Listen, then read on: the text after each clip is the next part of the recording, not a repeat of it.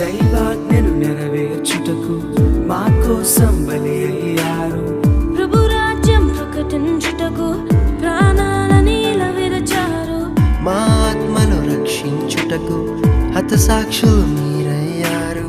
నీతి కిరీటము పొందుటకు అర్హులుగా మీరు. ఉన్నత పనికై మమ్మును పిలచిన దేవా, మా కొరకై నీ ప్రాణం అర్పించితివి. నీలో నిలిచి ఉండుటే మా భాగ్యము. నీ కొరకై జీవించదము. ఘటాన్ని ఘనంగా కాపాడుకోవాలి. నీ శరీరం దేవుని ఆలయం ఇది. మీరు విలువ పెట్టి కొనబడిన